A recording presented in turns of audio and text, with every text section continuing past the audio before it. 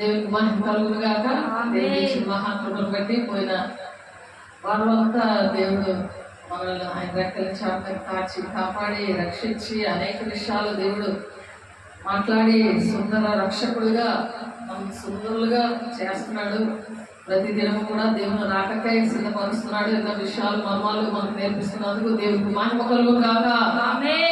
అందుకే దేవుడు ఎవరైతే అటువంటి పరిస్థితుల్లో ఉన్నారో ఆ వాక్యాన్ని తగినట్లుగా జీవించి ఆ వాక్యాన్ని వారి నోట ఉంచినప్పుడు వారి పిల్ల తరాల వరకు కూడా వాడికి ఆశీర్వాదము అని చెప్తున్నారు యెషయా 59:21. కాబట్టి ఈరోజు సంవత్సరం స్వాతంత్రం అనేది మీరు నిజముగా స్వాతంత్రులై ఉన్నారు. నిజముగా మీరు స్వతంత్రులై ఉన్నారు అని యోహాను సువార్త 3:36 ఉంది. నిజముగా మనం స్వాతంత్రులు అవుతే ఎత్తబడే గుంపులో ఉంటాం, లేకపోతే ఉండము. అది గమనించుకొని వాక్యాన్ని చక్కగా వినండి, రాసుకోండి.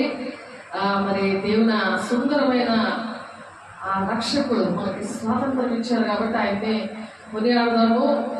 వ్యాధిగ్రస్తులందరినీ బాగు చేస్తాడు. యూదా గోత్రమున పుట్టిన ఆయన మరి రత్నవర్ణుడిగా ఉండి కన్యమరియమ్మ మరి కన్యక పుట్టాడు. ఎవరు కూడా ప్రపంచంలో కన్యక పుట్టలేదు, పరిశుద్ధంగా ఎవరు జన్మించలేదు, ఎవరు సమాధి కూడా ఖాళీగా లేదు, ఎవరు కూడా పరిశుద్ధంగా లేరు, పరిశుద్ధంగా జన్మించలేదు. పరిశుద్ధంగా ఉండి తండ్రి చిత్తాన్ని నెరవేర్చాలని ఆయన వచ్చారు మన కోసం. మనం కూడా పరిశుద్ధంగా ఉంటేనే తండ్రి చిత్తాన్ని నెరవేరుస్తాము, ఎత్తబడే గుంపులో ఉంటాము. సంగమా మేల్కో అని చెప్పి దేవుడు మరొకసారి మేల్కొల్పు. మరి ఈ వారంలో కూడా దేవుడు మన మంచి నుండి మాట్లాడడానికి ఇష్టపడినందుకు దేవుడికి అనేకమైన కోట్లాది వందనాలు చెల్లిస్తూ దేవుడు మహిమ పొందుతాము.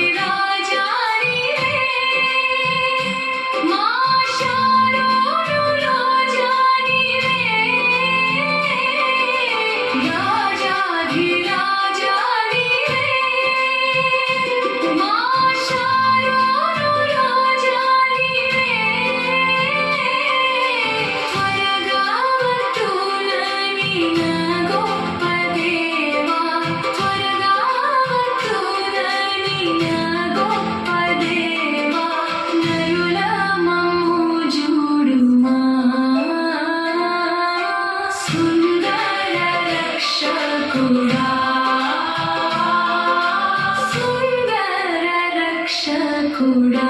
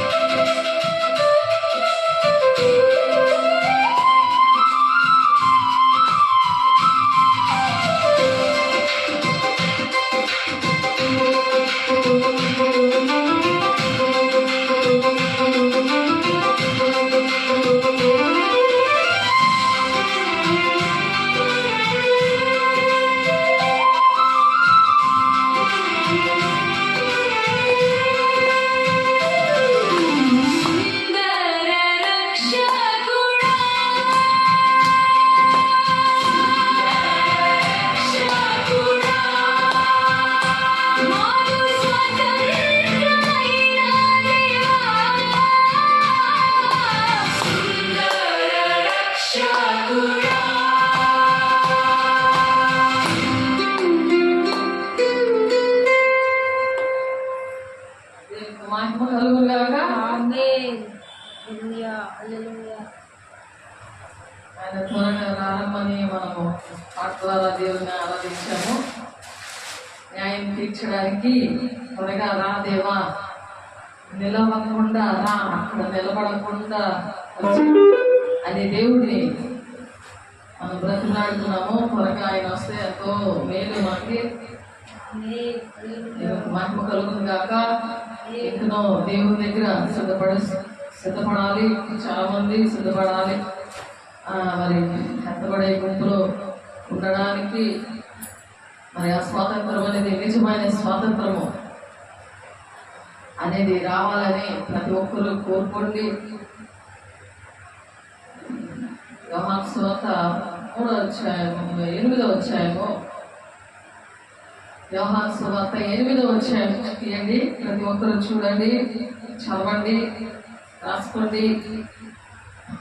మరి ఆ స్వతంత్రము దేవుడు మనకి భౌతికంగా ఇచ్చారు, కానీ ఆత్మీయంగా లేక చాలా మంది విడవబడిన సంఘంలో ఉన్నారు. దేవుడు మరొక కృప దినాన్ని మనకు అనుగ్రహించారు. ఆ కృప ద్వారా ప్రతి ఒక్కరిని రక్షించడానికి ఆయన ఇష్టపడి దేవుడు మాట్లాడుతుండగా ప్రతి ఒక్కరు సరి చేసుకోవడానికి మరి ఇంకనూ సరి చేసుకొని మరి దేవుని శక్తితో నింపబడిన వారు మరి దేశాన్ని రక్షించడానికి గ్రామాల్ని కుటుంబాల్ని అనేక మందికి మేలుకరంగా ఉండాలని దేవుడు ఆశపడుతూ ఈ మాటలు చెప్తున్నారు. కాబట్టి యోహాను సువార్త 8వ అధ్యాయము 36వ వచనం చూద్దాము. కుమారుడు మిమ్మల్ని స్వతంత్రులుగా చేసిన యెడల మీరు నిజముగా స్వతంత్రులయ్యుందురు. కుమారుడు భూలోకానికి వచ్చి ఆయన తండ్రి చిత్తాన్ని నెరవేర్చి స్వతంత్రుడుగా ఉన్నాడు. మన మధ్యన ఉన్నాడు ఆయన. పరిశుద్ధాత్మ దేవుని మనకు ఆదరణకర్తగా, మనం ఏ కన్నీరు ఉన్నా, కష్టం ఉన్నా, మరి మన అనారోగ్యంగా ఉన్నా, ఎటువంటి శోధనలో ఉన్నా సరే ఆయన ఆదరించి కన్నీరు తుడిచి మరి దేవుని విడలగా మన తండ్రి చిత్తాన్ని నెరవేర్చడానికి ఆయన ఆ కుమారుడంట మిమ్మల్ని స్వతంత్రులుగా చేసి ఉన్నాడు. మీరు ఇక్కడ నుంచి ఇంకా నిజముగా స్వతంత్రులై ఉన్నారు. నిజంగా ఎందుకంటే బలంగా చెప్తున్నారు. మరి న్యాయం తీర్చడానికి ఆయన వస్తున్నాడు కదా. నేను వస్తున్నాను న్యాయం తీర్చడానికి. సంగమా భయపడద్దు, సిద్ధపడు. మరి ఎత్తబడే గుంపులో మనం ఉండాలని దేవుడు ఆశపడి మరొకసారి దేవుడి మాటలు చెప్పడానికి ఇష్టపడ్డారు. దేవుడికి మహిమ కలుగును గాక. యోహాను సువార్త 8వ అధ్యాయంలో 31, 32 వచనాల్లో కాబట్టి యేసు తనను నమ్మిన యూదులతో మీరు నా వాక్యమందు నిలిచిన వారైతే, ఎవరైతే వాక్యంలో నిలబడతారో, వాక్యం అంటే వాక్యం ప్రకారం నడిచిన వారిని నిలబడినట్టు లెక్క. నడవాలి, తినడం కాదు. అక్కడ నడవాలంటే గుర్తుండాలి. వాక్యం గుర్తుండాలంటే పాపము ఒప్పుకోవాలి. 1 యోహాను 1వ అధ్యాయము 9వ వచనంలో ఉంది. నేను పాపం చేయలేదని చెప్తే దేవుణ్ణే అబద్ధికునిగా మీకు చేసినట్లు లెక్క వస్తుంది. కాబట్టి ఒప్పుకొని విడిచిపెడితే నేను పవిత్రంగా చేస్తాను, వాక్యం మీలో ఉంటుంది అని చెప్తారు. అప్పుడు వాక్యం మన ఒంటిలో ఉన్నప్పుడు వాక్యము నీ పాదాలకి దీపము, నీ త్రోవలకి వెలుగుగా ఉంటుంది. నీ స్వబుద్ధి అంత ఆధారపడవు. పూర్ణ ప్రవర్తన అంతర్యంత యెహోవా అధికారం పొందుకుంటావు. దేవుడు ఎక్కడికి వెళ్ళమంటే అక్కడికి వెళ్తావు. ఏ ఇంట్లో ఉండమంటే ఆ ఇంట్లో ఉంటావు. మరి ఎవరితో మాట్లాడమంటే మాట్లాడుతూ ప్రతిదీ కూడా దేవునితో చెప్పి చేస్తావు. అప్పుడే నీ మార్గాలు సరళం అవుతాయి. నీ మార్గం ఎక్కడికి వెళ్ళాలి? నేనే మార్గము, సత్యము, జీవం అంటున్నాడు కదా. మనం కాపాడుకునే ఇవన్నీ విషయాలు కూడా ఆయన మార్గం అంటే ఎత్తబడే గుంపులో వెళ్తావు. నీ ఇష్టం చోటు వెళ్ళిపోతే వెళ్ళలేవు అనమాట, ఉండిపోతావు. ఎంత భక్తి చేసినా అది వృధా అయిపోతాయి. వాక్యం అందుకే గుర్తుండదు. అప్పుడు సత్యము మిమ్మల్ని స్వతంత్రులుగా చేయనని చెప్పగా, అప్పుడు ఎప్పుడైతే ఆ వాక్యం మీలో ఉంటుందో, వాక్యం అనే దేవుడు మిమ్మల్ని నడిపిస్తూ ఉంటాడో, ఆ సత్యము ఏం చేస్తుందంటే సత్య స్వరూపైన ఆత్మ వచ్చిన సత్యంలో నడిపించడం స్టార్ట్ చేస్తుంది. పరిశుద్ధాత్మ పొందుకున్న వాళ్ళు వాక్యం చక్కగా నేర్చుకోవాలి, వాక్య ప్రకారం నడవాలి, వాక్యంలో నిలబడాలి. నిలబడినప్పుడు సత్యాన్ని గ్రహిస్తారట, శిష్యులుగా ఉంటారట వాళ్ళు. లేకపోతే విశ్వాసులుగానే ఉండిపోతారు. విశ్వాసులుగా ఇంకొకరిని రక్షించలేదు. నేను నా కుటుంబాన్ని రక్షించుకుందాం, గ్రామాన్ని రక్షించుకుందాం, దేశాన్ని రక్షిద్దాం మన ఆశతో ఉండొచ్చు, కానీ అందుకోలేకపోతున్నారు, అందుకోలేరు అనమాట. ఆ రక్షణని అందుకోలేక, పిల్లల్ని రక్షించుకోలేక, కుటుంబాన్ని బాగు చేసుకోలేక, వాళ్ళ దేశానికి గ్రామాలకి వాళ్ళు ఏంటంటే దేవునికి మహిమకరంగా ఉండడం, అవమానకరంగా ఉండడానికి సాతానుడు వెలువడి చేస్తాడు. ఎందుకంటే బ్రహ్మపక్ష ఆత్మలో పెడతాడు. ఎందుకంటే వాక్యమందు నిలిచిన వారైతేనే నిజముగా నాకు శిష్యులే ఉంటారు. నిజంగా శిష్యులు, అబద్ధ శిష్యులు ఉన్నారు. అబద్ధ బోధకుల దగ్గర అబద్ధ శిష్యులు ఉంటారు. అంత్య దినాల్లో ఉన్నాం కాబట్టి ఏర్పాట్లో ఉన్న వాళ్ళతో సహా మోసపుస్తాడు సాతానుడు అని ఉంది వాక్యం. మోసం వచ్చే దినాల్లో ఉన్నాం కాబట్టి దేవుడి వాక్యము సత్యము. ఆ సత్యము మనము గ్రహించాలి. సత్యాన్ని గ్రహించినప్పుడు అలా సత్యం అనే దేవుడు నడిపిస్తాడు. నడిపిస్తున్నప్పుడు ఆ వాక్యం అప్పుడు గుర్తుంటుంది అనమాట. అది మర్చిపోలేము. ఎందుకంటే సాక్ష్యం ఉంటుంది. అందులో నడుస్తున్నప్పుడు సాక్ష్యం వస్తుంది కదా.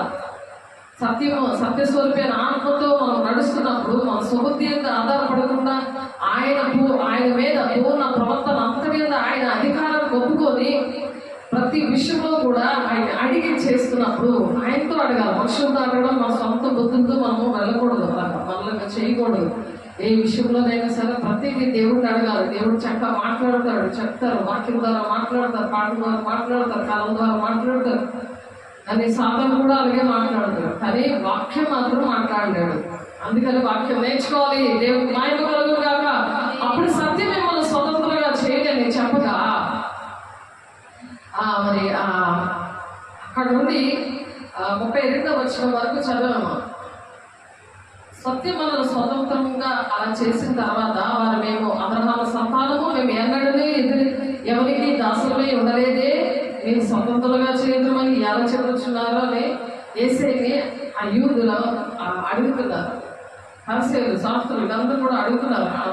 అంటే చెప్తారు కానీ చేయలేని వారికి ఆనాడు యేసే విషయంలో అర్థం అవ్వలేదు. తండ్రి చిత్తమైన నెరవేరుస్తుంటే ఆటంకంగా ఉన్నారు. ఈ దినాల్లో కూడా కుటుంబంలో కూడా ఆటంకంగా ఉన్నారు. ఆటంకంగా ఉండి ఆ బ్రతికుండుగా అందులో చీకట్లు కనబడుతూ ఉన్నాయి.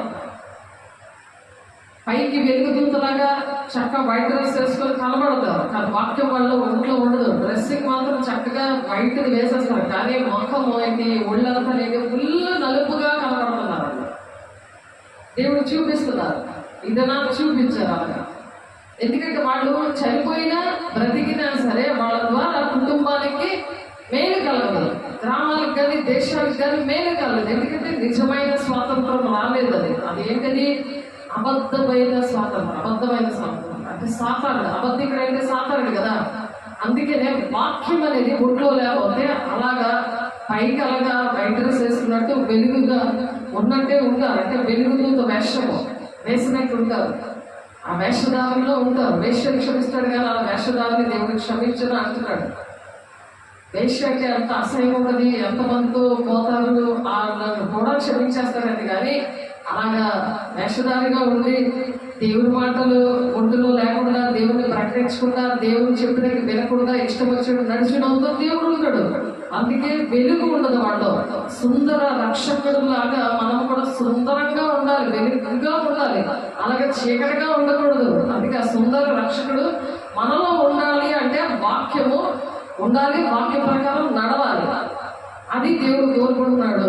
మరి అందుకని సుందర రక్షకుడుగా మనము కూడా సుందరంగా ఉండి మనలో వెలుగు అనేది ఇతరులకు కనబడాలి. బాప్తిసం తీసుకున్నప్పుడు, మరి చేతులు ప్రార్థన చేసినప్పుడు, వాక్యం చెప్తున్నప్పుడు, మరి అక్కడ రాయలసీమలో వచ్చిన ఆయనతో మాట్లాడారు. నేను ఎవరో తెలియదు, నా బిడ్డ ఇంకో అక్కడ ఉన్నారు, వెళ్ళండి, అక్కడికి వెళ్ళండి. చిన్నప్పటి నుండి మరి 11వ సంవత్సరం నుండి దేవుడితో మాట్లాడాలని అనుభవం నాకు లేదు అని అన్నప్పుడు, మరి అలా చీకటిలోనే ఉన్నప్పుడు ఆ వెలుగుదూతలాగే పరిశుద్ధుని నేను దేవుడికి సేవ చేస్తున్నాను అనుకుని అన్ని గుడుల్లోకి వెళ్ళి చక్కగా సేవ చేసి తన కాడు ముక్కుని, చెవులనేటి, నాలుగునేటి కోసేద్దాం అనుకున్నాడు. కోసేసుకుందాము, నా దేవుడు మాట్లాడట్లేదు కదా, ఎందుకు ఇవన్నీ ఉంది అని అలా అనుకున్నాడు. అలా అనుకున్న మనిషి దేవుడు ఎప్పుడైతే ఇక్కడ తీసుకొచ్చారో అప్పుడు అర్థమైంది, నేను చీకట్లో ఉన్నాను, బంధకాల్లో ఉన్నాను, నేను వెలుగు మనిషి అనుకున్నా కానీ నేను చీకటి మనిషిని.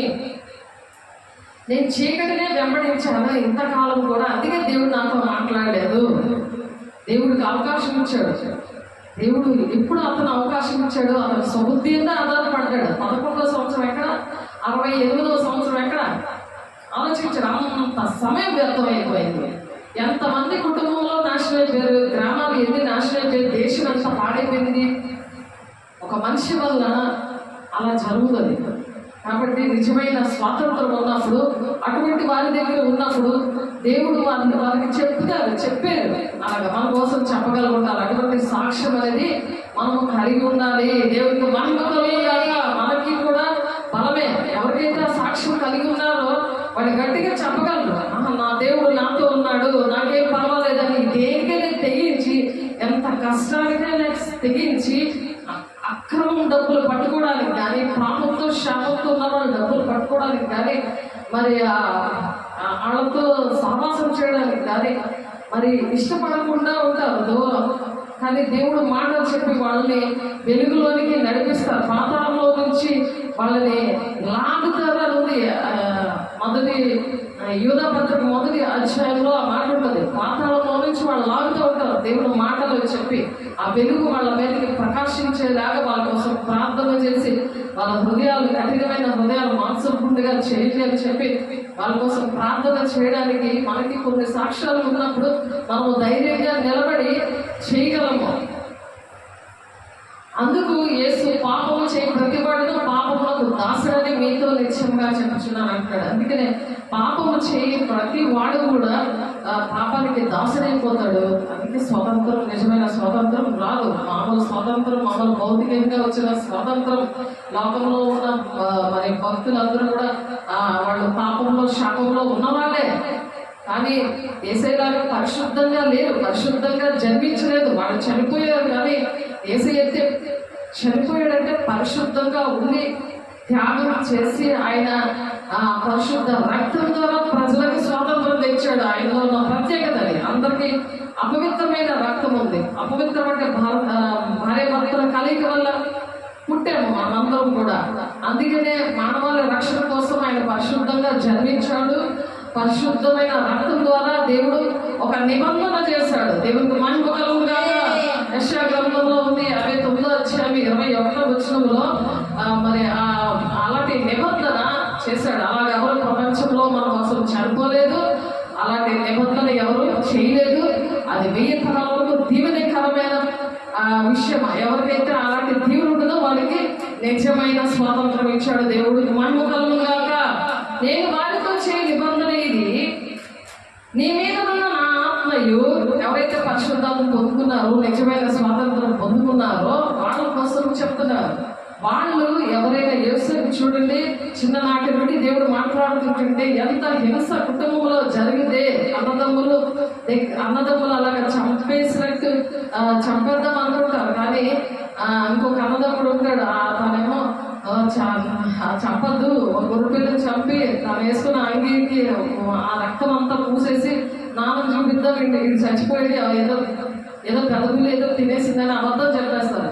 కానీ తను మరి ఐగుప్తికి మంచి గవర్నర్గా ఆయన మంచి స్థితిలో దేవుడు ఎప్పుడైతే నిజమైన స్వాతంత్రం వచ్చిందో, దేవుని మాట విన్నాడో, దేవుని వాక్యం పట్ల, దేవుని మాట పట్ల దేవుడు ఆయనతో చిన్ననాటి నుండి మాట్లాడుతున్న విషయాలన్నీ జ్ఞాపకం చేసుకుని గుర్తుపెట్టుకుని ఆయన మాట విని ఆయన స్వబుద్ధి మీద ఆధారపడకుండా పూర్ణ ప్రవర్తన అంతా కింద ఆయన అధికారం ఒప్పుకున్నప్పుడు కుటుంబానికి మరి దేశానికి, అనేకమైన దేశాలకి మరి ఆయన ఆహారం పెట్టేవాడిగా దేవుడు, అలాగా రారాజు బిడ్డగా ఆయన దేవుడు ఆ విధంగా దీవించాడు. అటువంటి వారు ఏంటంటే నిజమైన స్వాతంత్రం గలవారు.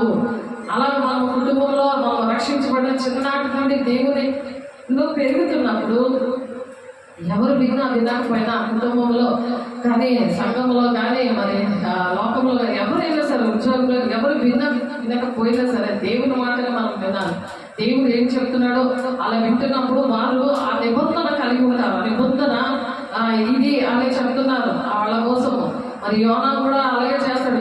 వినకపోతే దేవుడు తను కూడా అక్కడ ఉన్న దేశం నినివే పట్టణము పాడైపోతున్నప్పుడు ఎన్నో పాఠాలు చెప్తూ ఆయన మెసేజ్ ద్వారా అనేక మంది అక్కడ తింటారు, చిన్న పిల్లలతో సహా, చంటి పిల్లలతో సహా, జంతువులతో సహా ఉపవాసం ఉన్నప్పుడు దేవుడు ఆయన ఏదైతే ఉగ్రత వాళ్ళ మీద వస్తుందని అనుకుంటున్నారో అవన్నీ కూడా దేవుడు విడిపిస్తాడు. యోనా గ్రంథం 1వ అధ్యాయం నుండి 4వ అధ్యాయం వరకు చదివితే అక్కడ అవన్నీ కూడా ఉంటాయి.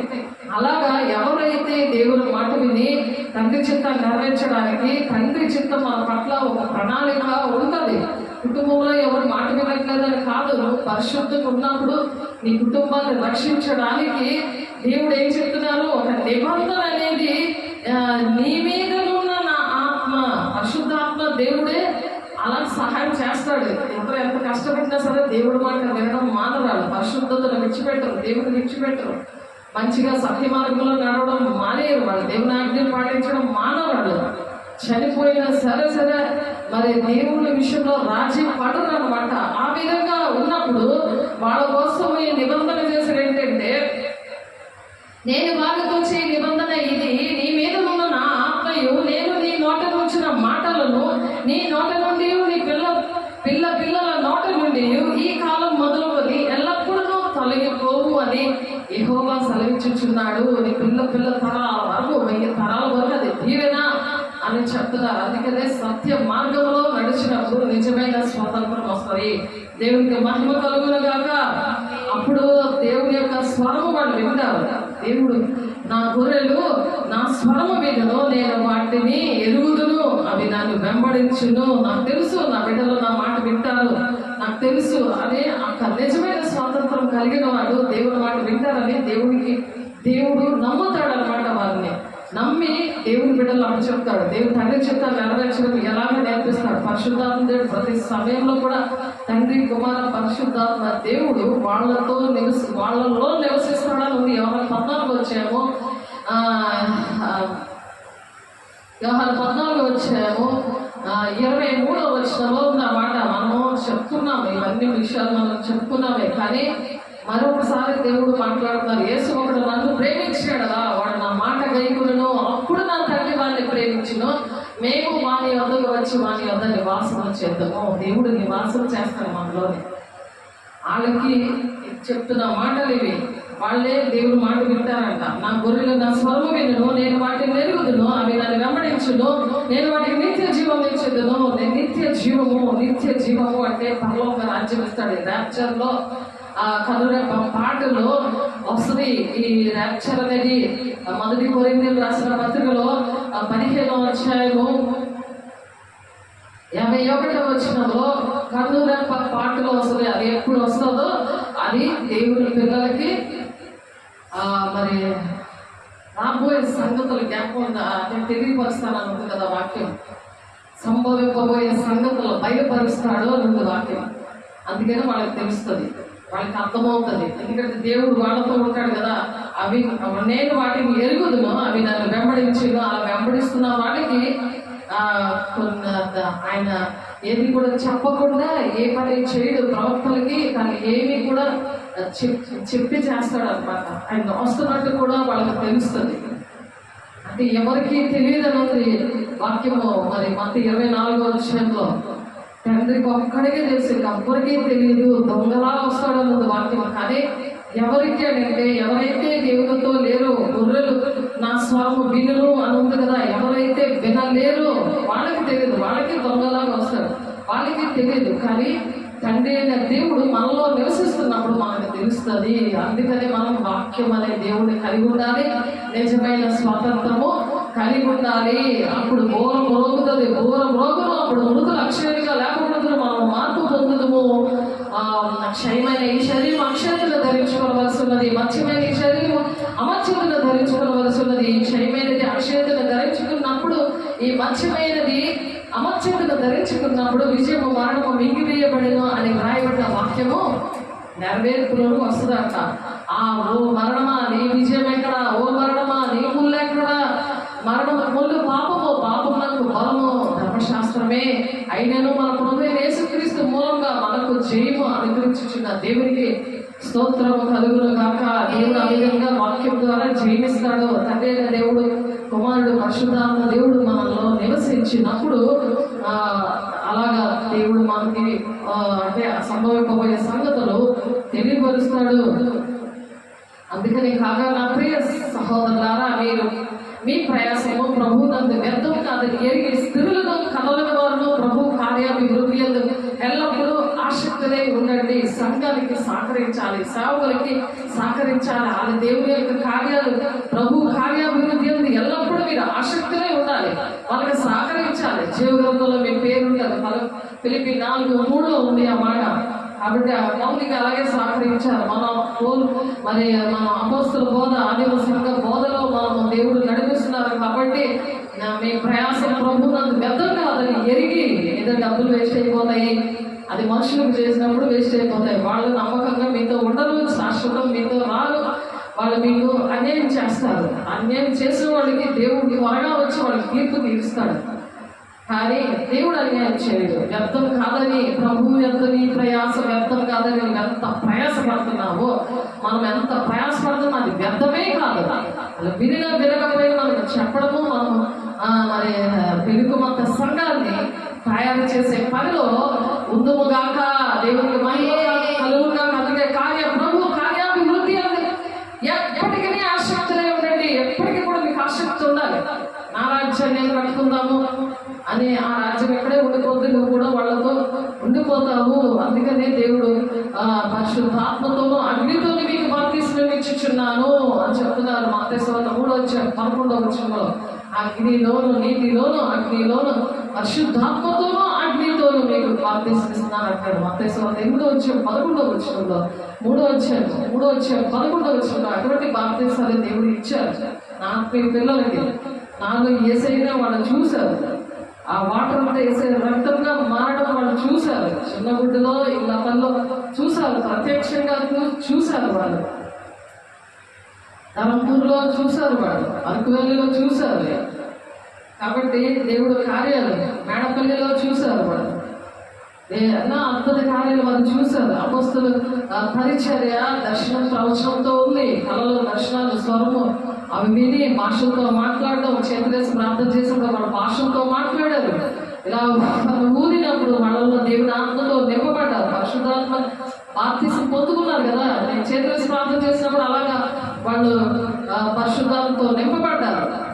అక్కడ ఉన్న వాళ్ళు కూడా వెలుగుతూ నింపబడ్డారు. అందులో మా ఆయన కూడా ఉన్నారు. మామూలు కూర్చున్నాడు ఆయన, బాప్తిసం అలా చేతులు వేసి ప్రార్థన చేస్తున్నప్పుడు అక్కడ ఇంకా పనిలో మామూలు కూర్చొని ఉన్నాడు ఆయన. వాళ్ళు వెలుగుతో నింపబడి వాళ్ళ భాషలతో మాట్లాడి వాళ్ళ ప్రవచనాలు, దర్శనాలు చెప్తూ ఉంటుంటే ఆ వెలుగు ఆయన మీద ప్రకాశింపజేస్తాడు దేవుడు. లేమో తేజరిల్లము మహిమ నీ మీద ఉదయించిందని. ఇంకొక ఆమె వినితాను, ఒక ఆమె నా మీద కూడా అలాగే ఇంట్లో పడుకుంటే, హాస్టల్ పడుకుంటే ఆమె లేమోని లేకపోయాడు. అలాంటి సాక్ష్యాలు అనేకమైన దేవుడు ఎందుకు ఇచ్చారంటే, నిజమైన స్వాతంత్రము నా కుమారుడా, నా ఉపదేశం మరువకము, నా ఆజ్ఞలు హృదయపూర్వకంగా గైకము, అవి నీకు దీర్ఘాయువును సుఖజీవముతో గడుపు సంవత్సరంలో శాంతిని నీకు కలుగు చేస్తాయి అని చెప్తున్నాడు. నా శాంతిని మీకు అనుగ్రహిస్తానంటున్నాడు దేవుడు. అందుకని శాంతిగా ఉన్నారు. ఎటువంటి పరిస్థితిలో ఉన్నా సరే శాంతి సమాధానంతో ఉంటారు. అలాగా రాధామోహన్ గారు మరి పాపం చేశాడు, కానీ ఆయన్ని అక్కడ నుండి వెళ్ళగొట్టారు కదా. వెళ్ళగొట్టితే 930 సంవత్సరాలు బ్రతికాడు ఆయన, ఆదాము గారు.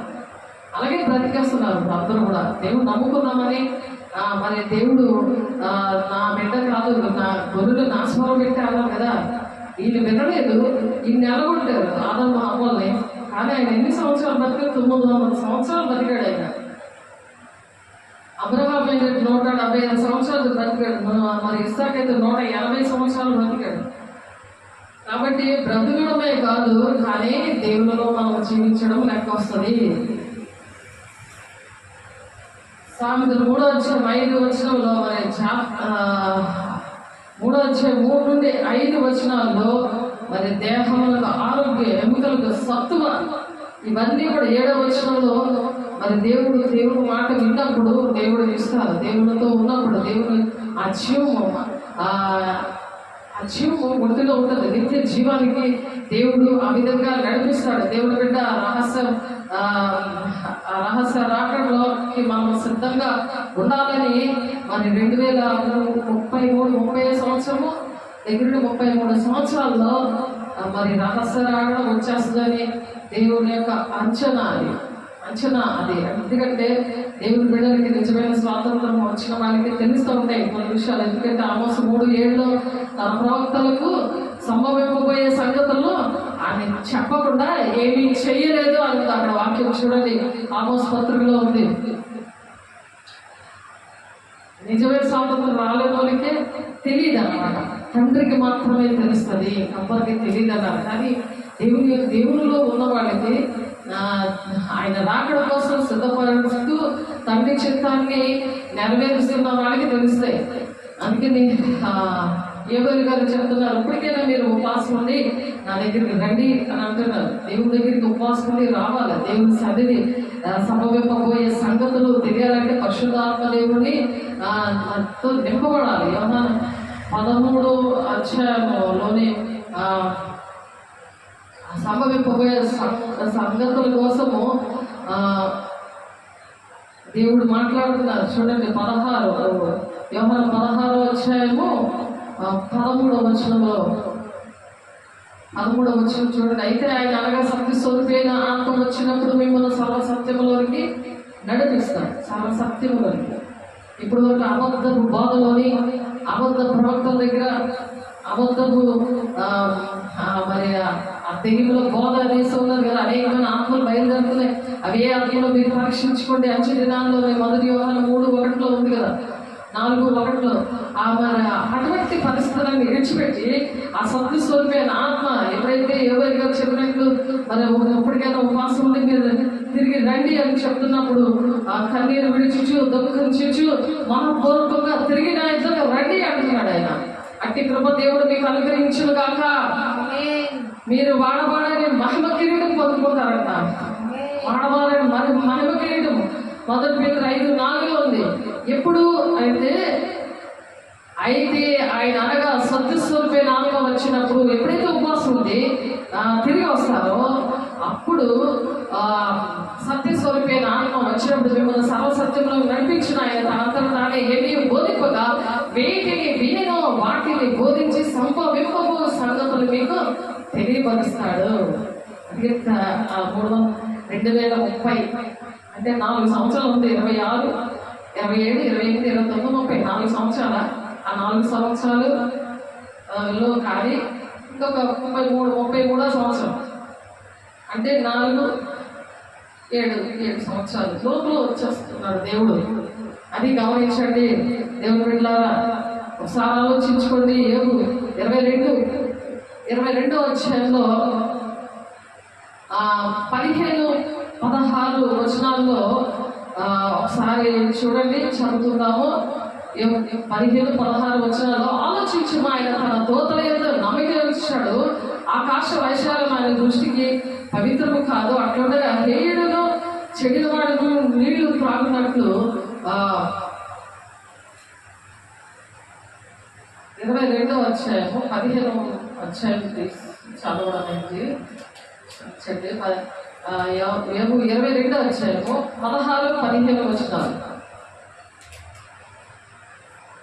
చూడండి. రాష్ట్రంలో యోగు 22వ అధ్యాయము 15-16 వచనం. పూర్వం నుండి దుష్టులు అనుసరించిన మార్గమును నీవు అనుసరించదవా? పూర్వం నుండి ఎవరితో అనుసరిస్తున్నారు? సత్య స్వరూపైన ఆత్మ పొందుకోకుండా మరి పౌలు గారు అడుగుతారు, మీరు పరిశుద్ధాత్మ పొందుకున్నారంటే అసలు పరిశుద్ధాత్మ దేవుడు ఉన్నాడన్న సంగతే మనకు తెలియదు అన్నారు యోహాను గారు బాప్తిస్మం ఇచ్చినప్పుడు.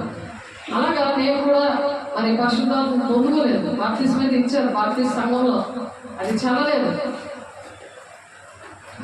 కాబట్టి మరి నేను పరిశుద్ధాత్మ పొందుకున్నాక మరి బాప్తిస్మం తీసుకోవడం జరిగింది. అది చెల్లింది. దాన్ని బట్టి ఆ బాప్తిస్మం బట్టి నేను ఈ విధంగా నిలబడగలిగాను.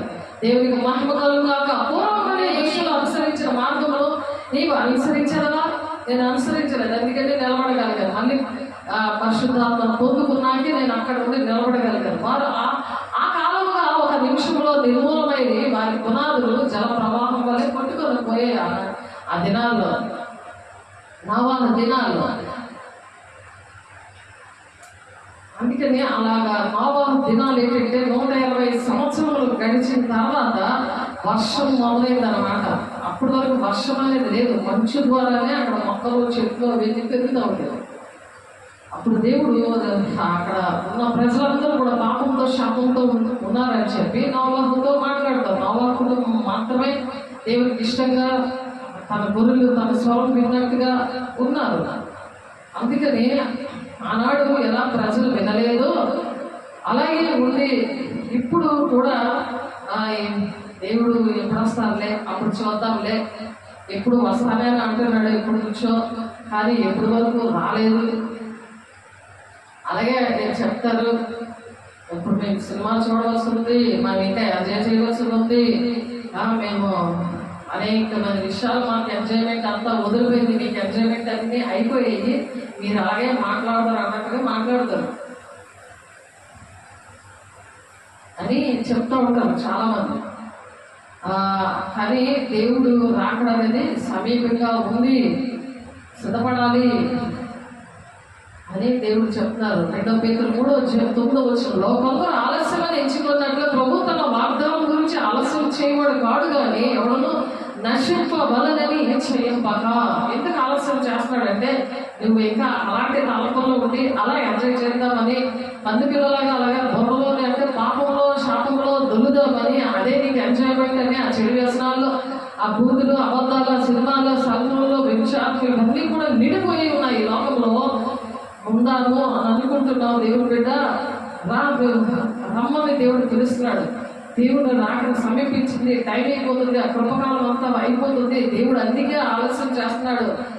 ఆ ప్రభు తన వాగ్దానం గురించి ఆలస్యం చేయవాడు కాడు, కానీ ఎవడనో నశింపవాలని చెప్పక అందరూ మారుమనసు పొందవాలని కోరచ్చు. మీ ఎడల దీర్ఘశాంతము గలవాడై ఉన్నాడు. దీర్ఘశాంతంగా నిన్ను ప్రేమించి తన గొర్రెలు తన స్వరం వింటాయని దేవుని యొక్క నిబంధన వలన దేవుడు వాక్యమును నేర్చుకొని నీ పిల్ల తరాల వరకు దీవెనకరంగా ఉంటామని దేవుడు ఆలస్యం చేస్తున్నాడు. నేను ఎంత ప్రేమిస్తుంటే దేవుడిని నిర్లక్ష్యపడుతుంటే అది ఎవరికి నష్టము, విడవబడే సంఘంలో ఉండి ఆ విడవబడే గుంపులో ఉండి మరి 7 శ్రమ దినాలు చాలా ఇబ్బంది పడిపోతాడు, చాలా సాతాను చేతిలో నలిపేస్తాడు వాడు. కాబట్టి దేవుని రాజ్యం వెళ్ళడం చాలా కష్టమైపోతుంది అప్పుడు. అయితే ప్రభు దినము దొంగ వచ్చినట్లు వచ్చును, ఆ దినము ఆకాశంలో మహాధ్వనితో గతించిపోవును, పంచభూతములు వికటమైన వేండరంతో లైన్ అయిపోతాయి. నువ్వు ఏ భూలోకమైతే నీకు ఎంజాయ్మెంట్ అనుకుంటున్నావో అది ఉండదు. అక్కడ నువ్వు కార్లో తిరుగుదామని, సెల్ ఫోన్లో తిరుగుదామని, ఇంట్లో పేజీలు పెట్టి నువ్వు కొనిపించుకొని నువ్వు షికారుకి వెళ్ళి టైం అంతా రాత్రి పగలు నువ్వు రోడ్ల మీద తిరుగుకొని నువ్వు ఎంజాయ్మెంట్ ఫ్రెండ్స్ అనుకొని దేవుడితో గడపకుండా ఉన్నావు కదా. ధనాపేక్షగా రోడ్ల మీద తిరుగు రోజంతా టైం వేస్ట్ చేసుకొని ఉన్న ఆ రోజు మళ్ళీ రాదు. అంత టైం అదే దేవుడితో నువ్వు గడిపేవనుకో ఎన్నో విషయాలు దేవుడు నీకు బోధిస్తాడు, ఎంతో మంది నువ్వు రక్షిస్తావు. ముందు నీ కుటుంబాన్ని రక్షించుకుంటావు. నీ వెలుగు నీ కుటుంబంలో కదా ప్రకాశిస్తుంది, తన పిల్లలకే కదా. నీ నోట్లో ఉన్న వాక్యం అంట, ఆ నోట్లో మాటలు నీ పిల్ల తరాల వరకు అవి వస్తాయని చెప్తున్నారు కదా. అది ఎంత దీవెన నీ పిల్లల కోసం. ఏం చేద్దాం వాళ్ళ కోసం రెక్కలు మొక్కలు చేసుకొని వాళ్ళతో మాట్లాడుకొని వాళ్ళు ప్రేమించి వాళ్ళ కోసం అన్నీ చేస్తారు. అగ్నిలో కాలుతా ఉంటే నీకు ఇష్టమా? నువ్వు దేవుడు మాటలు నేర్చుకోకూడదా? రోడ్డు మీద నువ్వు అంత టైం నువ్వు గడిపేస్తున్నావు, అంత టైం నువ్వు పాటు చేసుకుంటున్నావు. దేవుడి బిడ్డ సరి చేసుకో. అలాంటి తోడు మీద దొంగ వచ్చినట్లు వచ్చేస్తాడంట. ఆ దినం ఆకాశంలో మహాధ్వనితో గతించిపోవును. ఎక్కడెక్కడైతే ధనాపేక్షకులను వెతుక్కుంటున్నావో, ఏమి తింటున్నా, ఏమి త్రాగుతున్నా, ఏమి కూర్చున్నా అనే చెత్తతోటి దేవుడి రాజ్యానికి వెళ్ళాలని చెప్తుంటారు. మనకి అచ్చు దినాల్లో అందరి మీద ఆత్మను కుమ్మరిస్తాడు. అద్భుతకాలు మహత్కారాలు సూచిక్రియలు చేస్తాడు మన ద్వారా. ఎప్పుడైతే దేవుడిని అలా గడుపుతావో అది అప్పుడు చూసి మారుతారు. 2 సెకండ్లో మారిపోతారు. నీ పిల్లలు ఏంటి, నీ గ్రామం ఏంటి, నీ కుటుంబం ఏంటి, మన దేశం ఏంటి మారుతాడు. నువ్వు అలా అగ్నిలో మండాలి, దేవుడితో గడుపుతా. అంచె దినాల్లో అందుకని యోగేలుగా 2:28 చెప్తున్నారు ఆ మాట. ఆకాశం రక్తవర్ణంగా మారుతుందట. కొన్ని విషయాలు అక్కడ ఉన్నాయి, అలాగా మారే దినాలు వస్తున్నాయి. అలాగా అద్భుత కార్యాలు అక్కడ చేస్తాడు మన ద్వారా. అపోస్తలుల 2:17 కూడా మాట ఉంది. మీ బిడ్డలు నీ యవ్వనులు దర్శనాలు చూస్తారట, మీ వృద్ధులు కలలు కంటారు, మీ కుమారులు ప్రవచిస్తూ ఉంటారు. ఏవి జరగబోతున్నాయి అవి చెప్తూ ఉంటారు నీ పిల్లలు. ఎప్పుడు నువ్వు అగ్నిలా మండుతున్నప్పుడు యేసు అంత కుటుంబాన్ని దేశాన్ని రక్షించాడు. అలాగే మన భారతదేశాలు రక్షించబడాలని దేవుడు మాట్లాడుతారు. అలా ఉండకపోతే మరి దొంగలాగా వస్తాడంట. మరి భూ సంబంధం వెతుక్కుంటూ ఉంటే ఆ దినమున ఆకాశము మహాధ్వనితో గతించిపోను, పంచభూతములు వికటమైన వేటంతో లైమైపోవును, భూమి దాని మీద ఉన్న కృత్యములు కాలిపోవును అంటున్నారు. ఇవన్నీ వీటిలో లైమైపోవునివి కనుక ఆకాశంలో రవ్వులుకొని లైమైపోవునటి పంచభూతములు మహావేటంతో కాలిపోతాయి. పంచభూతములు అంటే ఏంటి? గాలి, నీరు, మరి ఇవన్నీ కూడా పంచభూతాలు కదా. ఇవన్నీ కూడా పంచభూతాలన్నీ కూడా మహావేంద్రంతో కలిగిపోతాయి కదా. దేవుని దినము రాకడ వరకు కనిపెట్టచ్చు, దాని ఆశతో అపేక్షించచ్చు. మీరు పరిశుద్ధమైన ప్రవర్తనతోనూ భక్తితోనూ ఎంతో జాగ్రత్త గలవారై ఉండవాలని అయినను మనం ఆయన వాగ్దానం బట్టి కొత్త ఆకాశం కొత్త భూమి కొరకు కనిపెట్టించున్నాము. వాటి యొక్క నీతి నివసిస్తుంది. అక్కడికి వచ్చి ఇప్పుడు రెండవ రాకడ రహస్య రాకడ వేరు, బహిరంగ రాకడ వేరు. రెండవ రాకడలో ఫస్ట్ రహస్య రాకడ వస్తుంది. వాళ్ళ మధ్యాకాశంలో మరి దేవుడిని కలుసుకున్నాక ఏడేళ్ళ మరి పెళ్లి విందు. మరి అక్కడ దేవుని పిల్లలు ఎవరైతే దేవుని పని చేస్తూ అలాగా దేవుని ఆత్మను పొందుకొని దేవుని దేశానికి నిజమైన స్వాతంత్రంతో దేశాన్ని రక్షిస్తా ప్రతి ఒక్క కుటుంబాన్ని రక్షిస్తూ వాళ్ళ కోసం కన్నీరు కాచి మిగతా 4-10 ప్రకారం ఒక ప్రసవ వేదన కలిగి ఎవరైతే ఉంటారో వాళ్ళకు ఉన్న శత్రువులు, వాళ్ళ కుటుంబంలో అభ్యంతరంలో దోషాలు. మరి చూడండి, తల్లిదండ్రులు చనిపోయిన వాళ్ళు అసలు భూలోకానికి రారు, అసలు భూమి మీదకి రారు. చనిపోయిన వాళ్ళు భూమి మీదకి రారు. తల్లిదండ్రులు చంపి పాపంలోనే చంపేస్తాడు కదా. ఆ సాతానుడే బతికున్నా వదలడు, వాళ్ళు చచ్చిపోయినా వదలడు మనుషుల్ని, ఆ కుటుంబాలు. అది గమనించండి. వాళ్ళు బతికున్నా సరే కుటుంబానికి నష్టమే, వాళ్ళు చనిపోయినా సరే నష్టమే. అది నేను కళ్ళారా చూశాను. చూసి అవన్నీ అనుభవించి ఆత్మీయ బిడ్డల విషయంలో నేను చూసి చెప్తున్నాను. దేవుడు అటువంటి పరిస్థితులు రాకుండా మనం ఈ కొత్త ఆకాశం కొత్త భూమి మనం చూడాలి.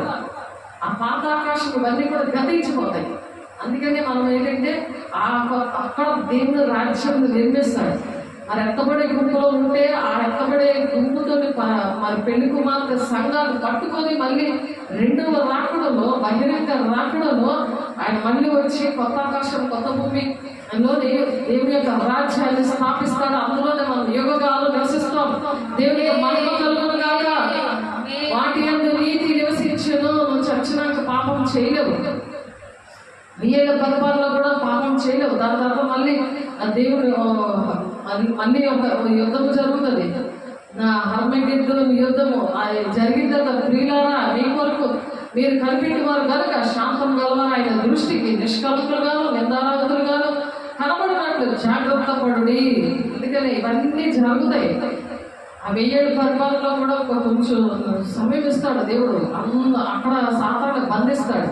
అంటే ప్రకటన 20 అధ్యాయంలో ఉంటుంది. అవన్నీ కూడా డిస్క్రిప్షన్లో ఉన్నాయి, క్లియర్గా చెప్పడం అయింది ముందు. అక్కడ సాతాను బంధిస్తారు కాబట్టి మరి అందరూ కూడా అప్పు చేసిన వాళ్ళు దేవుని పిల్లలు ఇప్పుడు ఎవరైతే నిజమైన స్వాతంత్రం ఉన్నదో వాళ్ళు దేవునితో పాటు ఇవన్నీ కూడా చేస్తారు 1000 ఏళ్ళ పరిపాలనలో. మిగిలిన వాళ్ళు మామూలు విశ్వాసంలో కూర్చుంటారు, నిజమైన స్వాతంత్రం లేని. మరి తర్వాత అది మరి సాతాను మళ్ళా బయటికి తీస్తాడు దేవుడు. అది మళ్ళీ దాని బంధకాలను విడిపించినప్పుడు అది వెళ్ళి గోగు మాగోగుల దగ్గర వెళ్ళి అందరూ పోగు చేసుకుని ఆ గోగు మాగోగుల యుద్ధం చేస్తాడు వాళ్ళతో. మరి అందులో కూడా సాతాను అభక్త ప్రవర్తనే సాతాన్ని మరి అంచక్రీస్తుని మళ్ళీ అగ్నిగుండంలో వేసేస్తాడు. అప్పుడు కొత్త ఆకాశం కొత్త భూమి యుగాలు కూడా మరి నీతి నివసిస్తుంది అని చెప్తున్నారు ఇక్కడ. 1 పేతురు 3:15 మరియు ప్రభు యొక్క దీర్ఘశాంతం రక్షణాత్మకమైనది ఎంచుకోండి. అలాగే మన ప్రియ సహోదరుడైన పౌలు కూడా తనకు అనుగ్రహింపబడిన జ్ఞానం చెప్పిన మీకు రాసి ఉన్నాడు. వీటిని గురించి తన పత్రికల్లోనూ బోధించుచున్నాడు. అయితే వాటిలో కొన్ని సంగతులు గ్రహించిన కష్టమైనవి. వీటిని విద్యా విహితులు అస్తం లేని వారు తక్కిన లేఖలో అపార్థం చేసినట్టు తమ స్వకీయ నాశనంలో అపార్థం చేసుకుంటారు. అయితే దేవుడు ఎప్పుడూ వస్తాడే నీకోసమే లేటుగా వస్తున్నాడు ఎంత చక్కగా చెప్తుంటే అప్పుడు చూద్దాంలే దొంగ ఎలాగైతే రక్షించబడ్డాడో నెక్క మూమెంట్ అలా వెళ్ళిపోవచ్చులే అని సాతానుడు వాక్ చేస్తుంటే అలా వాక్యాన్ని అపార్థం చేసుకుంటారట. అలా స్త్రీలు అటు దేవుడు అటు లోకం రెండు కావాలి. స్థిరమైన జీవితం లేదు, క్రీస్తుని పడ మీద నిలబడలేదు. కాబట్టి ఆ విధంగా రాకుండా దేవుడు సహాయం చేయను కాక. ప్రియులారా, మీరు ఈ సంగతులు ముందుగా తెలుసుకొని ఉన్నారు కనుక మీరు నీతి విరోధుల తప్పు బోధ వల్ల తొలగింపబడి ఆ తప్పు బోధల నుంచి మీకు ముందుగా చెప్తున్నాడు దేవుడు. ఎంత దేవుడు మిమ్మల్ని ప్రేమిస్తున్నాడో ఆలోచించండి. నాకు 26 సంవత్సరాలు ఆ తప్పు బోధలో నేను విడుదల పొందుకొని చేశాడు దేవుడు. దాని మీద నాకు అధికారం ఇచ్చాడు. దేవుడికి మహిమ కలుగు కాక. ఏకాంతంలో ఉన్నప్పుడు నలుగురు మీద ఆ కడసర్పాలను నేను చూశాను. అది విడుదల వచ్చింది. విడుదల దేవుడు ఇచ్చాడు వాళ్ళకి. దేవుడు నలుగురికి, ఒకటి క్యాన్సర్ పేషెంట్లు, నలుగురేమో కడసర్పాలు పట్టినవాడు. ఆడే అబద్ధ బోధతో ఉండి మరి ఏకాంతానికి నేను 60 రోజులు ఏకాంతంలో ఉన్నప్పుడు వాళ్ళు వచ్చారు. దేవా, నాకు భక్తి నేర్పించాను, నేను నా జీవితాన్ని నీకు సమర్పిస్తున్నానని నేను అన్ని విడిచిపెట్టి నేను దేవుడి సన్నిధిలో కూర్చున్నప్పుడు, పరిచర్యలో ఉన్నప్పుడు, దేవుడి పాదాల దగ్గర కూర్చున్నప్పుడు, దేవుడు మాట్లాడడానికి దేవుడికి నా జీవితాన్ని అంకితం ఇచ్చినప్పుడు, అన్నింటి మీద నాకున్న సమస్తం మీద దేవుడికి అధికారం ఇచ్చినప్పుడు, అప్పుడు దేవుడు మాట్లాడాడు. అప్పుడు ఇచ్చాడు నాకు అధికారం. నాకు చాలా ఇష్టం ఈ సబ్జెక్టులు అన్నీ. అంటే ప్రకటన గ్రంథం, పరిశుద్ధాత్మతో ఉన్న గ్రంథం, ఈ దొంగ బోధకుల కోసం, ఇవన్నీ కోసం అధికారం ఇచ్చాడు దేవుడు. నేను చాలా ఇష్టంగా నేను పాటించమని చెప్తాను వాళ్ళకి. చాలా వేదంతో చెప్తాను, చాలా ఇష్టంగా. అయ్యో వీళ్ళు నశించిపోతున్నారు వేదంతో, మరి అది ఇష్టపూర్వకంగా నేను చెప్తాను. కోపం ఏం రాదు దాని విషయంలో నాకు. అయ్యో నశించిపోతున్నారు ఒక దుఃఖమే వస్తుంది కదా. ప్రియులారా, మీరు ఈ సంగతులు ముందుగా తెలుసుకుని ఉన్నారు. ప్రియులారా అని పిలుస్తున్నాడు. అందుకే అటువంటి వారిని ప్రియులారా అని పిలుస్తాడు. ముందుగా మీకు తెలియపరిచారు కాబట్టి ఏం చేయాలి మనము? మీరు నీతి విరోధుల తప్పు బోధ వల్ల తొలగించాడు దేవుడు. 1999లో నన్ను తొలగించాడు. దేవుడికి మహిమ కలుగును గాక. తప్పు బోధ వల్ల తొలగింపబడి మీకు కలిగిన స్థిర మనసును విడిచి పడిపోకుండా కాచుకొని ఉండండి.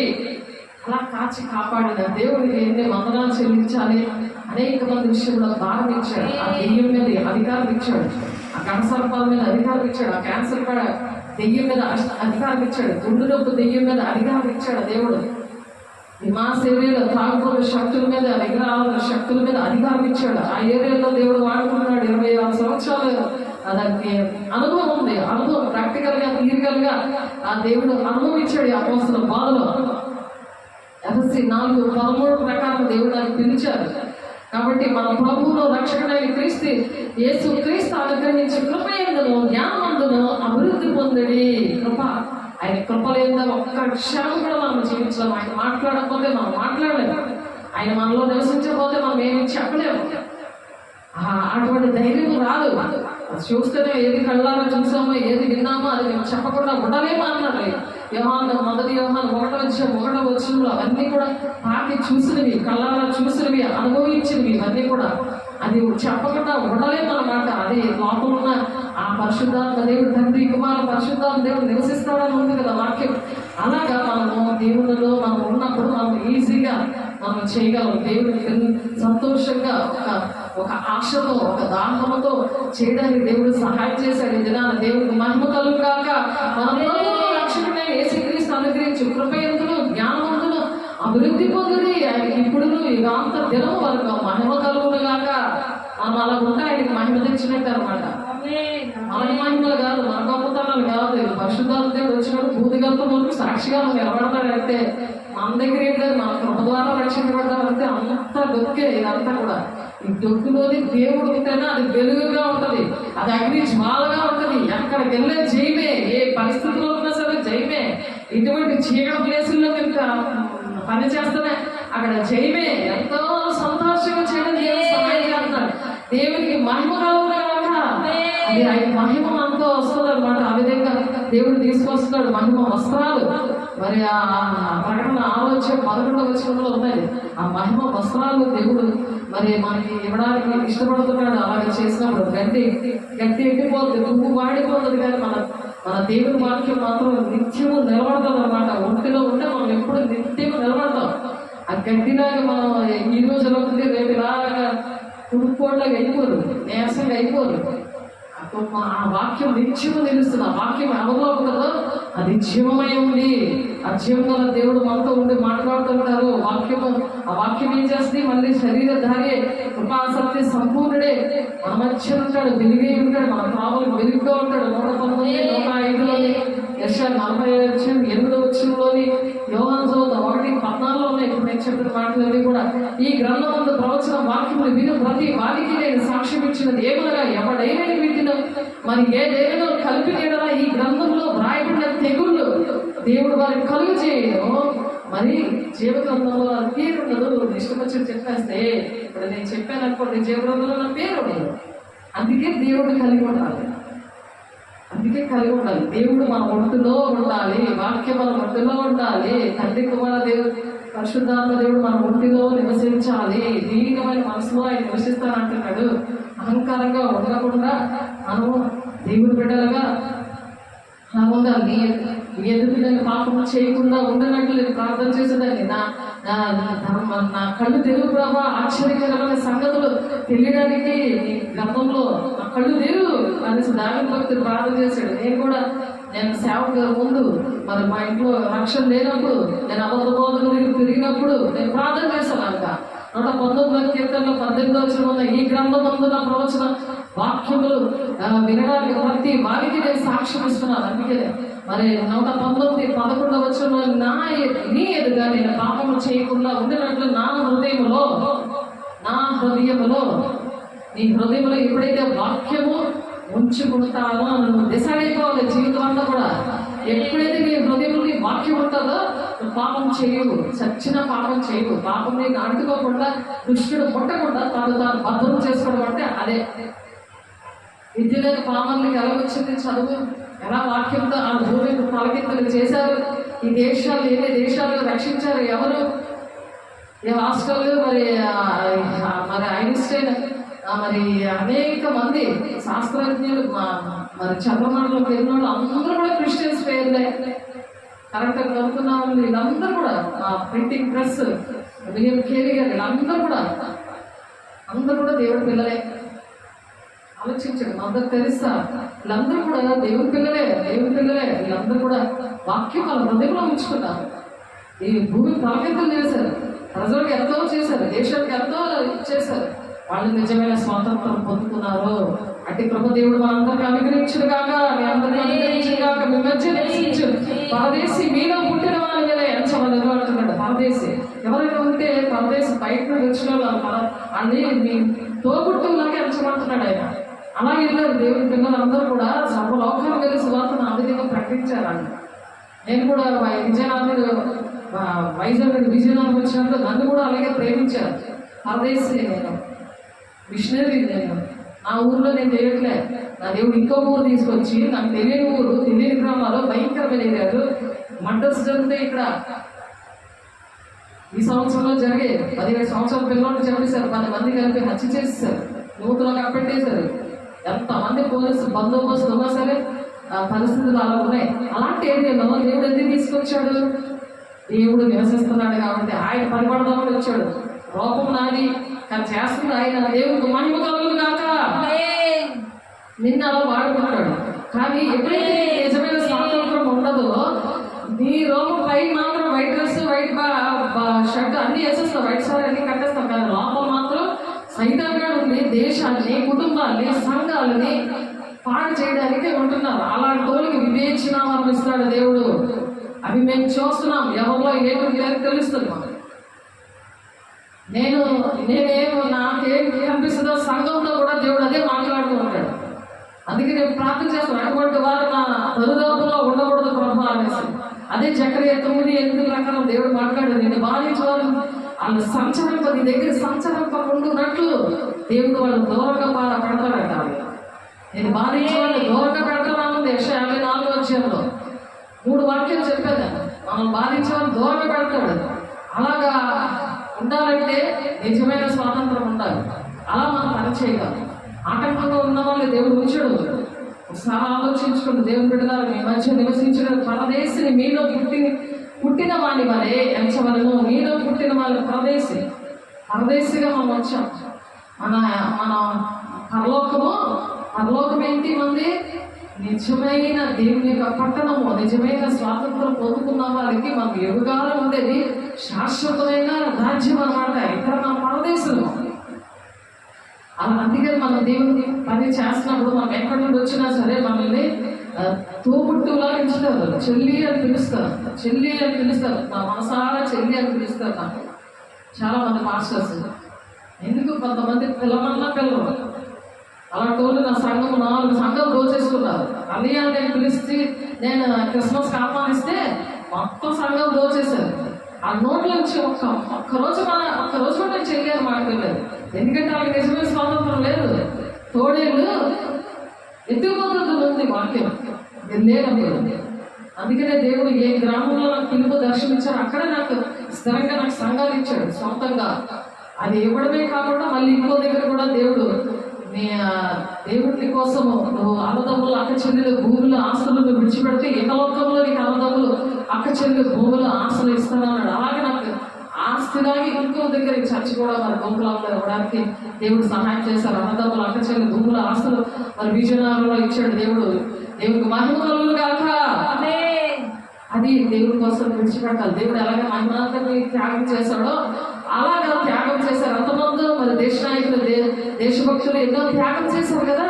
మిలిటరీ మ్యాన్ అయితే అలాగే జీవితం త్యాగం చేస్తారు కదా. అలాగే సేవకులు కూడా దేవుని పిల్లలు కూడా నిజమైన స్వాతంత్రం కోసము త్యాగం చేయాలి. త్యాగం చేస్తారు. ఎంతో జీవ కిరీటం ఉంది, మహిమ కిరీటం ఉంది, అక్షయ కిరీటం ఉంది, వాడవారుడి కిరీటం ఉంది, నీతి కిరీటం ఉంది. వాళ్ళ కోసం జాగ్రత్తగా జీవితం అంతా మీరు కష్టపడినా అది దొరకవు, మనకి దొరకవు. కానీ ఇందులో ఎంతో సంతోషం ఉంది. వాళ్ళు ఎలాగో ఉంటారు, మాట్లాడతాం మన దగ్గరికి వెళ్తాము. వాడు పుట్టినరోజులో చావులో వాళ్ళ పెళ్ళిళ్ళకి అన్నిటికి వెళ్తాము. కానీ దేవుని రాజ్య విషయాల కోసము మనం ఆ విధంగా ఉండాలి. ఉన్నప్పుడు మనకి శాశ్వతమైనది. పరదేశులుగా ఉండము. పరదేశం అంటే ఈ భూలోకంలో మనం అలా ఉంటాము. అది దేవుడు మాట్లాడుతాం. ప్రార్థనతో పాటు మనం దేవుళ్ళు అలాగా ప్రార్థనలో అలా కనబెడుతున్నప్పుడు దేవుడు అనేకమైన కార్యాలు చేస్తారు, అలాగా నడిపిస్తారు. దేవుని బిడ్డ దేవుని యొక్క వంశము యెహోవాను స్తుతించేవాడు, యెహోవా నామందు భయభక్తులు గలవాడు, ఆయన ఆజ్ఞలు బట్టి అధికంగా ఆనందించేవాడు ధన్యుడు అనమాట. అలాగే దేవుడు ఆయన అటువంటి ధన్యత ఇస్తాడు అనమాట. అధికముగా ఆనందించాలి, ఏడ్చుకొని చేసేది కాదు. అధికంగా ఎంతో సంతోషంగా దేవా నీతో ఉండడమే నాకు కావాలి అని ఎప్పుడూ నేను అడిగేది. ఇప్పుడు అలా స్థిరపరిచాడు. దేవునికి మహిమ కలుగు కాక అడుగుతా ఉంటే స్థిరపడుతుంది. నీకు మనుషుల మీద పోయి ఉండదు. నీకు ఆటోమేటిక్గా అందరినీ కూడా రక్షించాడు. అలాగా ఎక్కడ ఉన్న సంఘాలు అందరూ రక్షించుకొని వచ్చాడు. కుటుంబాన్ని ఏంటి, సంఘాన్ని ఏంటి, అలాగా ప్రతి ఒక్కరిని కూడా అలా రక్షించుకుంటూ వచ్చాడు దేవుడు. దేవుడు అన్యాస్తుడు కాదు కదా. అందుకని నా ఆత్మ మీ మధ్య ఉంటుంది కనుక భయపడద్దు. ఈ మందిరమును మహిమతో నేను నింపుతున్నాను అన్నాడు. అందుకే ఇక్కడ అక్కడ కూడా మహిమతో ఉంటుంది. మోకాలు వేస్తే కన్నీరు వస్తుంది, ప్రార్థన వస్తుంది, వాక్యం వింటున్నా, పాట వింటున్నా, దేవుని అభిషేకంతో నింపబడతారు. దాని కారణం అదే. అగ్గయ్య చెప్తాడు, ప్రవచనం చెప్తాడు, 2వ వచనం 4వ వచనంలో దేవుడు వెళ్ళారా మనం ఆయన ఎందుకు అందుకే బ్రతుకుతున్నాం. ఆయన ఎందుకు మనం బ్రతకాలి, మనుషుల్లో బ్రతకాలం కాదు. నేను బ్రతుకుతుంది ఎవరైనా అడిగితే నేను దేవుడి కోసం బతుకుతున్నా, దేవుడి కోసం ఏం మాట్లాడలేదు అంటారు. మొక్కమే చెప్తాను. ఎందుకంటే ధైర్యం వస్తుంది ప్రేమ పెట్టి. దేవుడితో ఉన్న వాళ్ళ మాటలు ఆ విధంగా వస్తాయి. మనం ఆయన యందు బ్రతుకుచున్నాము, చదివించున్నాము, ఉనికి కలిగి ఉన్నాము. అటువలే మనం ఆయన సంతానం అని కవులు చెప్తుంటారంటే దేవుడి పిల్లలు చెప్పుకుంటారు ప్రతి ఒక్కరిని. ఎందుకంటే చూస్తారు కదా, చూస్తే మన సాక్ష్యం అలా ఉండాలి. మన నోట్లోంచి మాటలే కాదు, పనులు క్రియలు కూడా అలాగా దేవుడు పిల్లలు అన్యులు అందరూ కూడా చూస్తారనమాట. ఇలాంటివన్నీ కూడా మన హృదయంలో అలా ముద్రించబడి ఉంటాయి అనమాట. క్రీస్తు పత్రికగా మనం ఆ విధంగా సాగిపోవాలి, పత్రికగా ఉండాలి. మనం నోరు ఎప్పక్కర్లేదు, మనం ఒక పత్రికగా ఉంటాం అన్నమాట. అలాగే మన లైఫ్ స్టైల్ ఉండాలి. అలాగా దేవుడు మరి ఎవరు విడవబడతారో ఆ విషయాలు కూడా మొదలు చూడండి.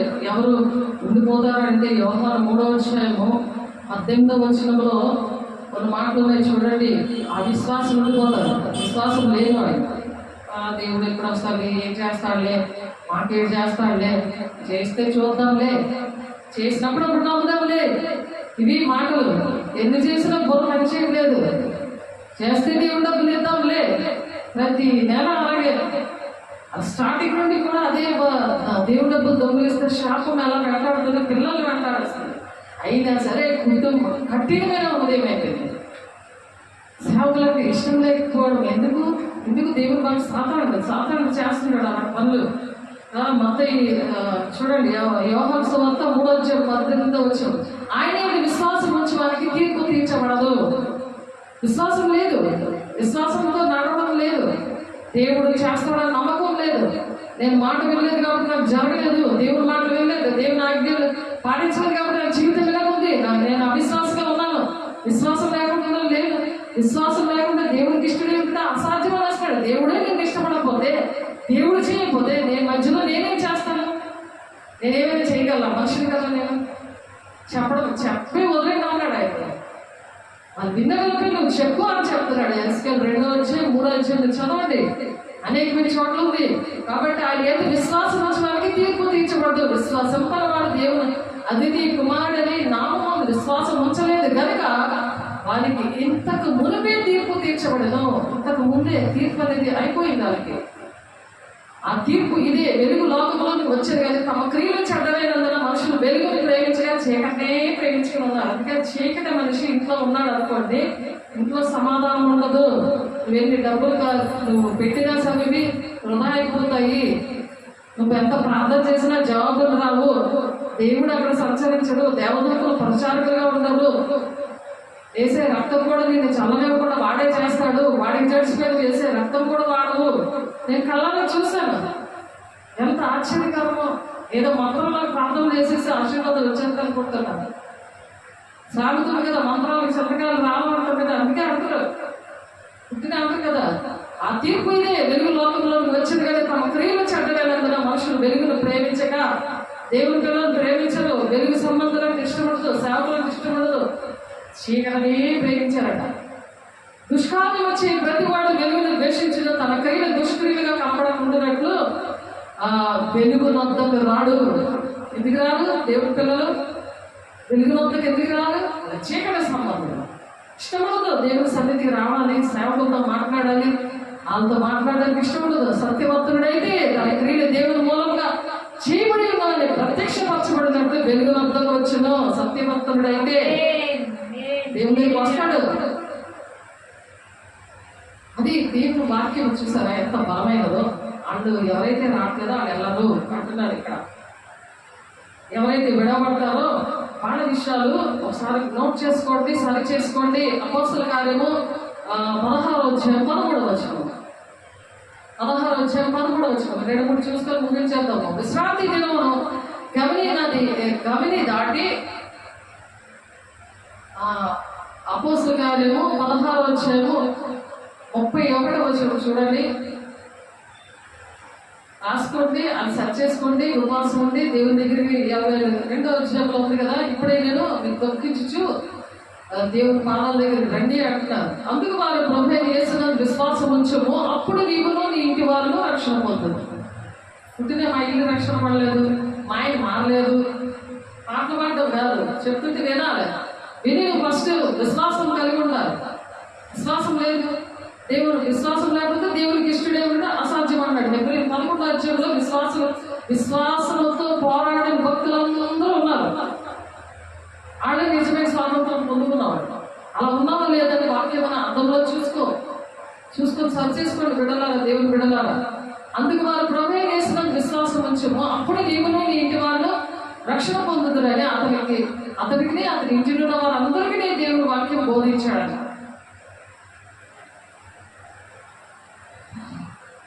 ఆ విశ్వాసం అనేది ఇప్పుడే పెట్టుకోవాలి. ఎందుకంటే ఈ కృపకాలంలో దేవుడు ఎటువంటి పాపాన్ని క్షమిస్తాడు. అందుకని ఇప్పుడే ఆ విశ్వాసం కలిగి ఉండాలి. నాకు జరగదేమో, నాకు అవ్వదు, నేను చేయలేను, నాకు ఏ విషయాలు అవ్వలేదు, సాధారణ మాటలు గమనించాలి. సాధారణ స్వరం ఏంటి, దేవుడి స్వరం ఏంటి అనేది గమనించాలి. అలాగే ఎఫెసీయులకు రాసిన పత్రిక 2:1 ఎఫెసీయులకు రాసిన పత్రికలో 2వ అధ్యాయము 1వ వచనంలో కూడా మీ అపరాధముల చేతను పాపముల చేతను మీరు చచ్చిన వారే ఉండగా ఆయన మిమ్మల్ని క్రీస్తుతో కూడా బ్రతికించను. ఆయన బ్రతికించాడు. నీ పాపములు శాపములు ఆయన బ్రతికించాడు. కాబట్టి వాక్యము నేను బ్రతికిస్తుంది. వాక్యం కలిగి ఉండాలి. మీరు వాటిని చేయించు వాయుమండల సంబంధమైన అధిపతిని అనగా అవధేయులైన వారిని ఇప్పుడు ప్రేరేపించి శక్తికి అధిపతిని అనుసరించి ఈ ప్రపంచ ధర్మము చొప్పున మునుపు నడుచుకున్నారు. కానీ ఇప్పుడు కూడా నడవచ్చా? దేవుడు అలాగా ప్రాణం పెట్టి ఆయన అలా రక్షించినప్పుడు ఇప్పుడు కూడా నడుస్తున్నారు. ఇప్పుడు కూడా వారితో కలిసి మనం అందరము శరీరం యొక్క మనసు యొక్క కోరికలు నెరవేర్చుకొనొచ్చు. మన శరీరాశలను అనుసరించి ముందుకు ప్రవర్తించు కడమ వారి వలనే స్వభావం సిద్ధం గల దైవోగ్రతకు పాత్రమై ఉన్నాం. ఫస్ట్ దేవుడు బాప్తిస్మం ఇచ్చాక, దేవుడు అభిషేకం ఇచ్చాక, అగ్ని అభిషేకం ఇచ్చాక మళ్ళీ చేయకూడదు. అయినా దేవుడు కరుణా సంపన్నుడే ఉండి మనం మన అపరాధముల చేత చచ్చిన వారమై ఉండినప్పుడు సైతము మన ఎడల చూపిన తన మహా ప్రేమ చేత మనల్ని కీడుతో కూడా బ్రతికించాను. క్రీస్తుతో కూడా బ్రతికించాడు. ఆయన బ్రతికించిన కృప చేతనే మనం రక్షించబడ్డాం. మన దేవుడు గొప్పతనం మీద లేదు. ఎక్కడ క్రీస్తు చేసిన ఆయన మనకు చేసిన ఉపకారం ద్వారా అత్యధికమైన తన కృప మన దేశం రాబో యుగంలో కనపరచు నిమిత్తం క్రీస్తు చేసినందు మనలను ఆయనతో కూడా లేకి పరలోకమందు ఆయనతో కూడా కూర్చుండబెడతానని అంటున్నాడు. ఆయన పరలోకంలో ఆయనతో కూడా కూర్చుండబెడతానంటుంటే మళ్ళా అవిశ్వాసంగా అలాంటి పనులు చేయకూడదు అంటున్నారు. చేస్తే విడవబడతాము. దేవుని బిడ్డలారా పశ్చాత్తాపం లేదు. వారు తప్పు చేసి అలాగా కఠినంగా కూర్చోవడం కాదు. తప్పు చేసిన వాక్యం వస్తాం వెంటనే ఒప్పుకుంటూ ఉండాలి. నిర్లక్ష్యంగా ఉండడం కాదు. పశ్చాత్తాపం లేని వారు కూడా ఇప్పుడు దేవుని రాజ్యం వస్తే మనము వెళ్ళలేము. వెంటనే సమ చేసుకోవాలి. రాత్రి కూడా పరిశుద్ధాత్మ పొందుకునే పడుకోవాలి. అందుకనే పడుకోవాలి. వాక్యాన్ని అలా నెమరేసుకుంటూ అది దేవునితో మాట్లాడుకుంటూ భాషలతో మాట్లాడుకుంటూనే పడుకోవాలి. అప్పుడు ఆత్మ కూడా పడుకోదు. ఆత్మ అలా ప్రార్థన చేస్తూనే ఉంటుంది. ప్రకటన 21:8 ఉంటుంది. మొత్తం లిస్ట్ ఉంటుంది. విడవబడిన వారి లిస్ట్ అంతా ఉంటుంది. ప్రకటన 22:15 కూడా ఉంటుంది. విడవబడిన వారి లిస్ట్ అంతా అక్కడ ఉంటుంది. ప్రకటన 9:21 వచనంలో కూడా ఉంది. ప్రకటన 9 చూడండి. 9 ప్రకటన 9 20-21 వచనం. ఈ దెబ్బల చేత చావక మిగిలిన జనులు దెయ్యములను చూడను వినను నడువను శక్తి లేనివే బంగారు వెండి ఖర్చులు రాయి కర్రలతో చేయబడిన తమ హస్తకృతములైన విగ్రహములను పూజింపకుండా విడిచిపెట్టినట్లు మారు మనసు పొందలేదు. ఎంత చెప్పినా సరే. మరియు తాము చేయించున్న నరహత్యను మాయా తంత్రములను జాల జోకములను చేయకుండానంటే వారు మారు మనసు పొందిన వారు కాదు. ఈ వీళ్ళు కూడా ఎల్లరు దేవుని రాజ్యం. పాపంలో కొనసాగుతున్న వారు కూడా పాపంలో ఉండి బాప్తిసం తీసుకొని ఖైదీ చేస్తారు. దేవుడు మాటలు చెప్తారు. తాగుతూ ఖైదీ చేసుకుంటూ దేవుడు మాటలు చెప్తారు. అన్ని జాతుల్లోని కులాల్లో ఉన్నాయి ఇవి. కాబట్టి వాళ్ళు ఎల్లరు. పాపంలో ఉండి పాపంలో కొనసాగుతున్న వాళ్ళు రక్షణని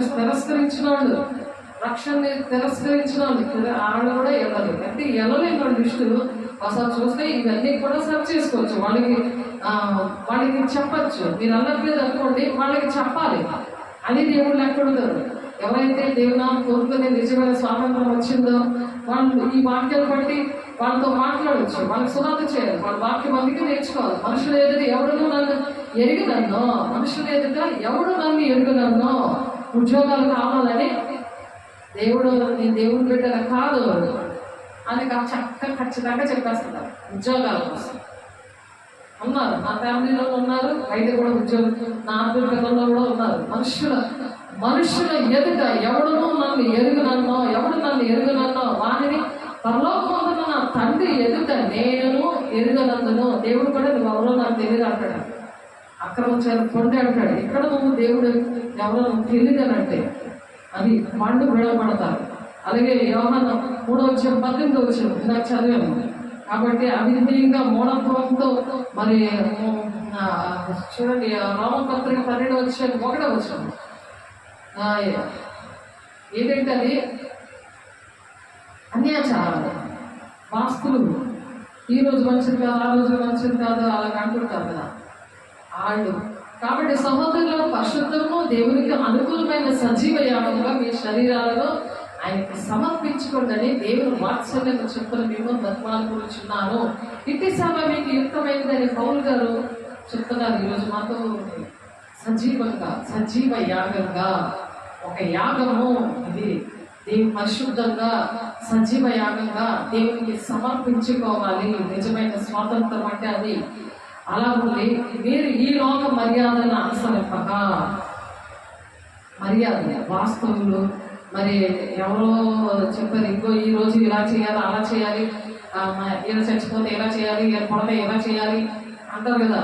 కొన్ని విషయాలు అన్ని కూడా మూల పెట్టాలి, ఇలాంటివన్నీ చెప్తారు కదా. మీరు ఈ లోక మర్యాదను అనుసరింపక ఉత్తమము, అనుకూలము, సంపూర్ణమైన దేవుని చిత్త మీద పరీక్షించి తెలుసుకున్నట్టు మీ మనసు మారి నూతన మొదటి వల్ల రూపాంతరం పొందండి. దేవుణ్ణి అడిగే చెయ్యాలి. మీరు రూపాంతరం పొందాలి. విషయంలో మీ రూపమే మారిపోవాలి. అదిగా సుందరుడే చేసే రక్షకుడు. నువ్వు కూడా సుందరంగా ఉండవు, నువ్వు 100 మందిని రక్షించదు గాక. ఆమె ప్రార్థన చేస్తున్నాము. పరిశుద్ధుడా, ప్రేమగల దేవ, అభిషక్తుడా, మహిమగల దేవ, ఏమిచ్చి నీరు తెచ్చగల ప్రభా, అల్పమయోగ్యులము, ఎదిగి లేని వారిని ప్రభా, ఆ తండ్రి నాయన అయ్యా నిజమైన స్వాతంత్రం మాకు ఇచ్చావయ్యా. నీకు వందనాలయ్యా. మహిమగల దేవ, ఐక్యలో ప్రభాని బిడ్డల్ని రక్షించడానికి, అయా అనేక మంది నాయన సరి చేసుకోవడానికి, పశ్చాత్తాపం పొందడానికి ప్రభా సమయాన్ని వ్యర్థం చేసుకుంటే డబ్బులు వృధాగా చేయకుండా అయా తల్లి చేత నెరవేర్చడానికి నీ తల్లి సహోదరులు అంటున్నాం ప్రభా, వాళ్ళతో కూడా నీ రాజ్యాన్ని కట్టినప్పుడు నీ మహిమతో నింపి మరి కుటుంబాలను రక్షిస్తాను అంటున్నావు నా తండ్రి. అయా తండ్రి నేను ఒక త్యాగపూరితమైనదయ్యా నీతోని అయా ఒక పశ్చిమఅనేది చేయాలి, ప్రతిదానికి చేస్తారు. కానీ నాయన నీ రాజ్యానికి వెళ్ళడానికి, నిజమైన స్వాతంత్రం పొందుకోవడానికి మీరు సహాయం చేస్తారని వందనాలు. మహిమగల దేవ, అభిషక్తుడానికి వందనాలు, మహాగణుడానికి స్తోత్రాలు, సర్వశక్తి మంత్రానికి స్తోత్రాలు.